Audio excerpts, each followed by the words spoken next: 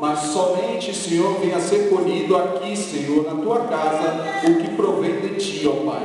Em nome de Jesus, ó Deus, abençoa a vida do teu filho, derramando da tua graça, Senhor, da qual se dispôs a estar aqui, Senhor, neste lugar, para pregar a tua palavra. É o que eu te peço em nome de Jesus. Amém.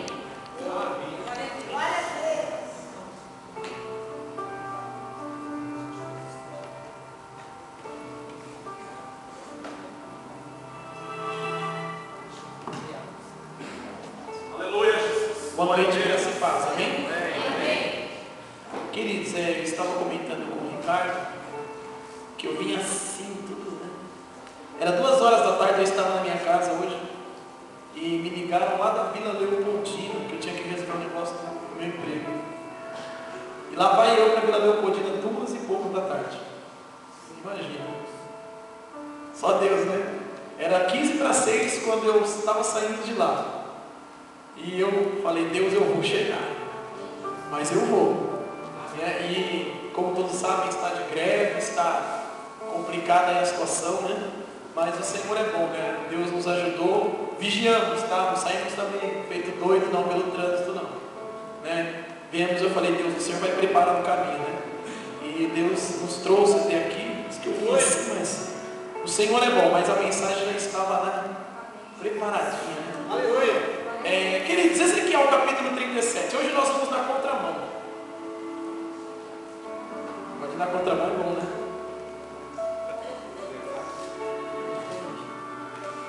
Esse aqui é o capítulo 37. Nós vamos ler o versículo 1, 2 e 3. Diz assim a palavra do Senhor: Veio sobre mim a mão do Senhor, e Ele me levou pelo Espírito e me deixou no meio de um vale que estava cheio de ossos, e me fez andar ao redor deles, e eram numerosos na superfície do vale, e estavam sequíssimos. Então me perguntou o Senhor: Filho do homem, porventura podem reviver estes ossos? Respondi: Senhor, tu o sabes. Amém? Quero que você fale para o seu irmão assim: a mão do Senhor. Andar no vale. Agora, quero ver se você tem coragem. Pergunte para ele: quem é você? Quem é você? Você é um profeta? É um profeta? Ou você está no vale? Meu Deus, né? Queridos, falar de Ezequiel é um profeta assim muito interessante na Bíblia Sagrada, vamos pensar assim, porque muitas pessoas pegam este texto e muitas vezes ferem o texto, achando que é somente um texto de exortação. Mas eu vejo aqui algo bem interessante. Quando o Ricardo disse para mim a questão do texto, eu comecei a meditar, e Deus me fez perceber algumas coisas que até então eu não tinha percebido. É um texto muito rico. E eu comecei a ver que quando nós estamos na dispensação de Deus, nós temos que esperar a primeira coisa na nossa vida: a mão do Senhor sobre nós.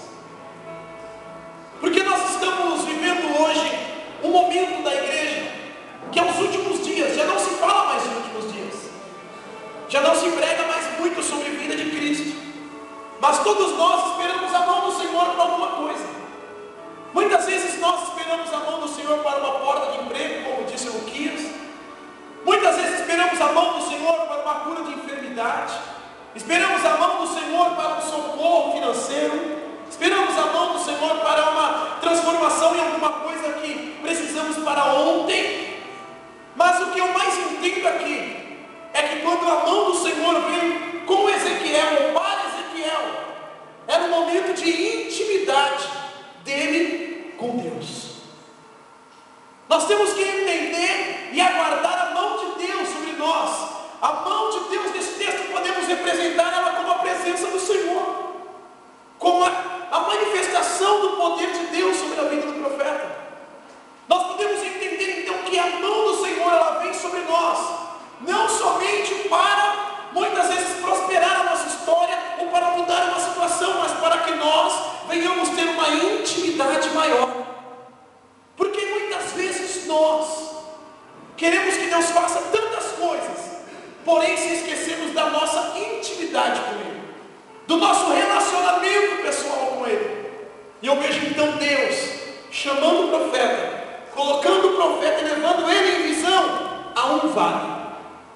Agora que começa um negócio aqui, uma história bem interessante. Antes de nós vermos ressurreição, nós temos que acreditar naquilo que Deus falou para nós. Muitas vezes nós não acreditamos no que Deus fala. Nós não cremos que Deus pode fazer daquela forma. A nossa fé não atinge, a situação é tão difícil que parece que a nossa fé não alcança. Mas eu vejo Deus chamando o profeta e dizendo para ele assim: anda pelo vale. Meu Deus, andar pelo vale, querido, é tão interessante. É porque muitas pessoas dizem: eu estou no vale. Não, é melhor muitas vezes estar no vale do que no deserto, porque no vale ainda tem água, no vale ainda tem sombra. Quem aqui já foi no vale? Quem conhece vale? Vale é um lugar onde tem montanhas em volta e uma parte mais baixa. Então vale é onde, quando a chuva cai, desce pelas montanhas e é regada a terra.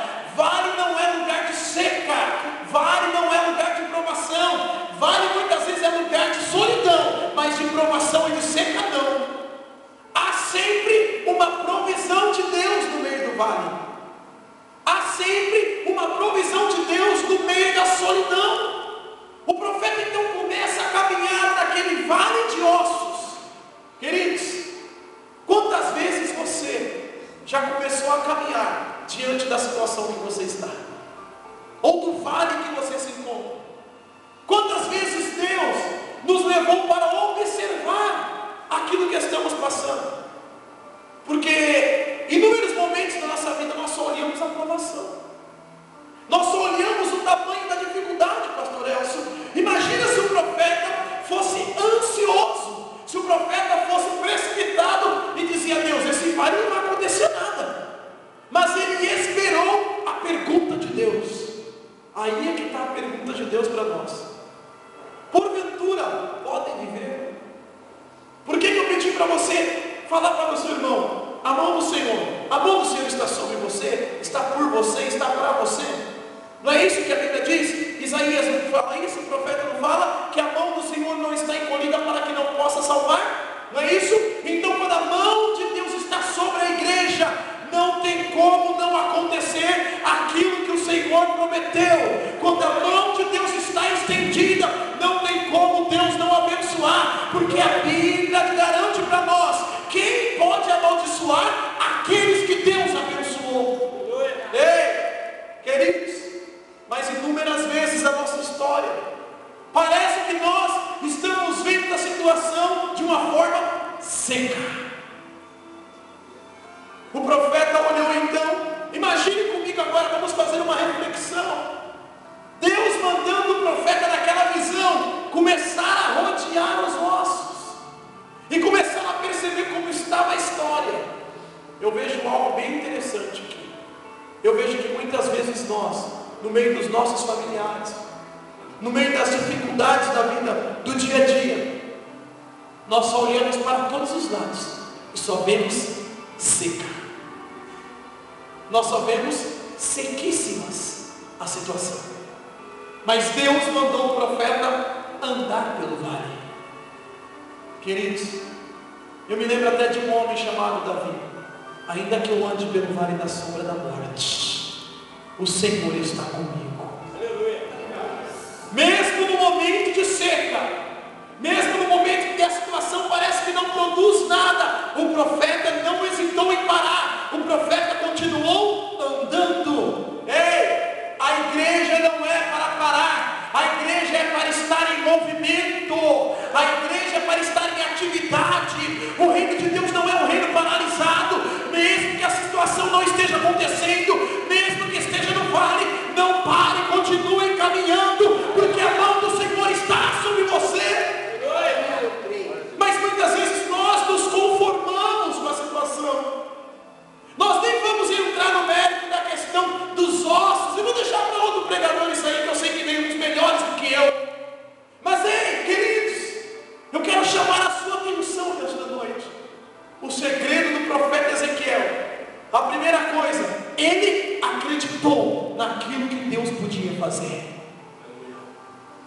Ei, você acredita naquilo que Deus pode fazer na tua casa? Você acredita no que Deus pode fazer com o teu esposo, com o teu filho, com a tua filha? Você acredita?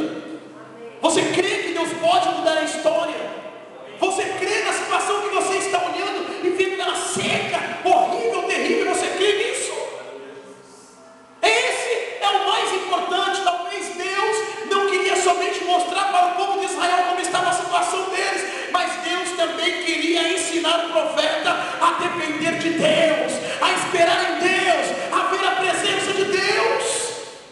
Às vezes Deus permite certas situações, não é para a situação melhorar, mas é para nos ensinar. Todos nós sempre pensamos no profeta Ezequiel aqui como um homem que estava exortando o povo de Israel. Sim, bem verdade. Mas será também que Deus não estava querendo saber como estava o profeta?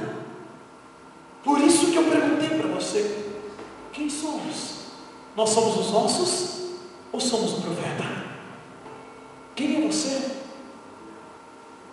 Todo mundo quer estar na qualidade de profeta, mas para o profeta também não foi tão fácil, Ricardo. Porque Deus manda ele olhar, Deus manda ele rodear, andar pelo vale, mas Deus faz uma pergunta para ele: você acha que pode acontecer alguma coisa aqui? Você acredita? Se fosse nos dias de hoje, Deus estava dizendo: Ezequiel, você desperta um pouquinho de curiosidade, você acredita em mim? Você crê, Ezequiel? Você acredita, Ezequiel? Era esta a pergunta de Deus. Aí sempre nós não gostamos de ouvir perguntas de Deus. Já reparou que todas as vezes que um homem dentro da Bíblia Sagrada ouviu perguntas de Deus, ele não soube responder? Vamos voltar lá no início. Deus chama o homem pelo jardim do Éden. Lembra? O homem tinha falhado, a mulher tinha feito tudo, e Deus pergunta: Adão, rapaz, aonde você estava? Por que você se escondeu? O homem então já joga a responsabilidade na mulher: a mulher que tu me deste. A mulher diz: não, peraí, a história é com a serpente me enganou. Sempre queremos transferir a responsabilidade quando Deus nos faz uma indagação. A pergunta mais interessante da Bíblia Sagrada, sabe qual é? É quando Deus pergunta para Jó: Jó, porventura, Jó, você tem como mudar a história? Porventura, onde você estava quando eu criei a terra? Aonde você estava quando eu formei todas as coisas? Qual é a pergunta que Deus está te fazendo? Qual é? Será que Deus está te perguntando: por que você não perdoou ainda? Por que você não se humilhou ainda? Por que você deixou a vida de oração? Por que você deixou de andar no meio do vale? Por que você deixou de acreditar em mim? Qual é a pergunta que Deus está te fazendo? Meu Deus, qual é a pergunta? Porque Deus é especialista em fazer perguntas para o homem. Certa feita pegaram Jesus então e começaram a dizer: mestre, como vai ser lá em cima? Eu quero sentar à direita. Não, Deus, não, tal. Lá em cima vai ser assim, dá um lugarzinho para nós. Aí Jesus vai lá e responde com outra pergunta para eles, e eles não sabiam responder. Jesus é preso então. Levam Jesus para o Sinédrio, chega lá e perguntam para Jesus de novo: és tu o rei dos judeus? Jesus vai lá e responde de novo com outra pergunta e diz: tu dizes, é assim? Tu dizes. As perguntas que Deus faz para nós são perguntas, sabe para quê? Não para mexer com a nossa inteligência, mas para mexer com a nossa alma. Não adianta mexer com a nossa inteligência e sermos como Salomão, homens sábios, inteligentes, e depois, acerca da própria sabedoria, nós destruímos tudo. É melhor nós olharmos para Deus e fazer como o profeta disse: Deus, o Senhor sabe, Deus. O Senhor sabe de toda a história. O Senhor tem poder para isso, Deus. É melhor nós sermos simples, porém não perder a presença da mão de Deus sobre nós. É melhor nós sermos simples e não perder a obediência de ouvir a voz de Deus, do que queremos responder as perguntas e sair fora da vontade de Deus. Deus chama o profeta então e diz: Ezequiel, olha a multidão de ossos que está aí, Ezequiel.